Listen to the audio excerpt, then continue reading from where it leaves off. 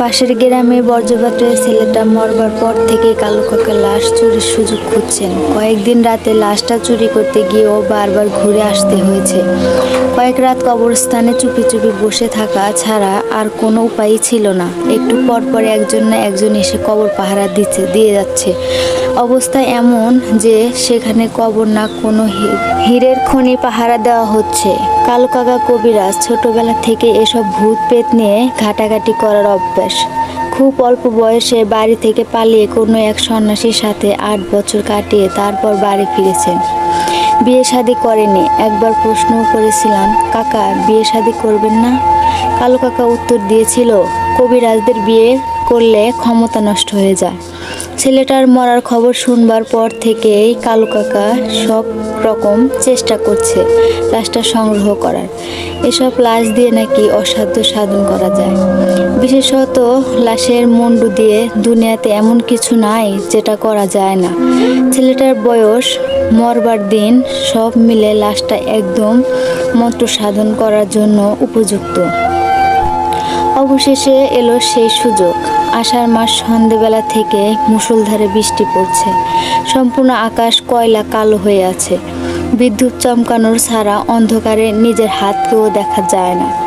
এমন সময় আমি আর কালু কাকা পাশের গ্রামের ভিটের কবরস্থানের দিকে রওনা হলাম। গ্রামের রাস্তা কাদা আর বৃষ্টির পানিতেও কাদা মাখামাখি হয়ে আছে। রাস্তা দিয়ে না গিয়ে গ্রামের মাঠ দিয়ে পাশের গ্রামের দিকে এগিয়ে যাচ্ছিলাম। আমার হাতে একটা বাঁশের লাঠি আর কালু কাকার হাতে রয়েছে বিশাল এক রামদা। মনে মনে খুব ভয় পাচ্ছিলাম, যদি উল্টাপাল্টা কিছু হয়ে যায়। একটু হাঁটি পানির মধ্যে দিয়ে দুইজন এগিয়ে যাচ্ছি। চারপাশে পানির উপরে বৃষ্টির শব্দ থেকে আমাদের পানি ভেঙে এগিয়ে যাওয়ার শব্দ বেশি করে কানে ভেসে আসছিল।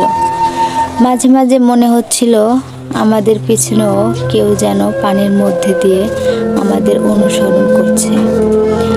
বার কয়েক পিছু ফিরে তাকেও তার অস্তিত্ব খুঁজে পেলাম না। যখন কবরস্থানে পৌঁছলাম তখন প্রায় গভীর রাত। কালু কাকা হাতের রামদা আমার হাতে দিয়ে লুঙ্গির গিট বাঁধতে গিয়ে বলেছিলাম না, এই তীব্র বর্ষার রাতে কেউ কবর পাহারা দেবে না। গিয়ে দেখ, একটা বাড়ির মধ্যে কাঁথা গায়ে দিয়ে ঘুমাচ্ছে। এসব বলে কালু কাকা হা হা করে হেসে উঠল। কবরস্থানের গভীর রাতে কালু কাকার হাসি খুব অদ্ভুত ছিল। পরবর্তী গল্পটি শোনার জন্য আমাদের চ্যানেলটি সাবস্ক্রাইব করে রাখবেন। গল্পটি কেমন লেগেছে কমেন্টে জানাতে ভুলবেন না।